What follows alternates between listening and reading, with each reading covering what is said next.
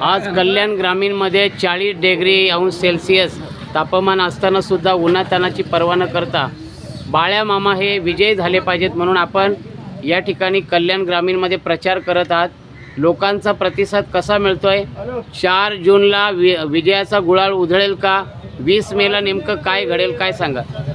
आपण म्हणाला की 40 डिग्री सेल्सिअसमध्ये आपण प्रचार करतोय, बरोबर आहे। परंतु आज या सरकारने जो महागाईचा चटका दिला आहे त्या चटक्यापुढे हा 40 सेल्सिअसचा डिग्रीचा चटका काही नाही आहे। लोक त्रस्त झालेले आहेत या महागाईला, यांच्या या वर्तणुकीला, आणि कुठेतरी परिवर्तन हवं आहे।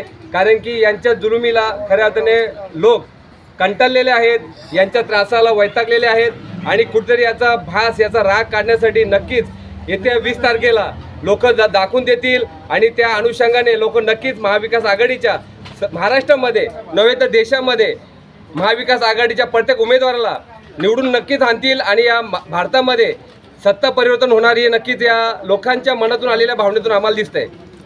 एका बाजूला अपक्ष उमेदवार निलेश सांबरे आहेत, कपिल पाटील आहेत, एका बाजूला बाळ्या मामा आहेत, काय सांगाल, कशी तुलना कराल? आपल्याला माहीत आहे, आज जर मागील 19 निवडणुकीचा विचार केला किंवा 10 वर्षाचा विचार केला तर अपक्ष उमेदवार जो आहेत त्याच्याबद्दल म्हणत झालं तर आपल्याला माहीत आहे की खासदारकीला अपक्ष उमेदवार निवडून हे खऱ्या अर्थाने शक्य नाही आहे। मागच्या वेळेस फक्त 2019ला नवनीत राणा ह्या उमेदवार निवडून आल्या होत्या। हे फक्त ते का शक्य झालं होतं तर शरद पवार साहेबांनी त्यांना जाहीर पाठिंबा जाहीर केला होता आणि त्या अनुषंगाने खऱ्या अर्थाने त्या निवडून आल्या होत्या। परंतु या भिवंडी मतदारसंघामधून जे अपक्ष उमेदवार आहेत सांबरे म्हणून, नक्कीच त्यांचं कार्य चांगलं आहे, परंतु आज अपक्ष उमेदवार निवडून येणं या भिवंडी मतदारसंघातून शक्य नाही आहे। कारण की इथे महाविकास आघाडीचा आपण पाहू शकतो किती ताकद आहे, किती पॉवर आहे।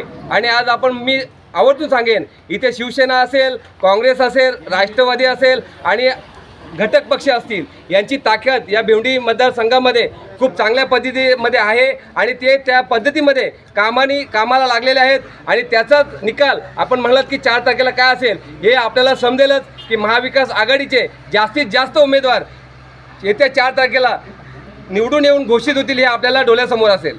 4 तारखेला विजयाचा गुलाल उधळेल का? नक्कीच महाविकास आघाडीचा प्रत्येक उमेदवार हा आपल्या अंगावर गुलाल उधळून तिथनं घरी परतेल याचं आम्हाला आश्वासन आहे, आम्हाला नक्कीच खात्री आहे।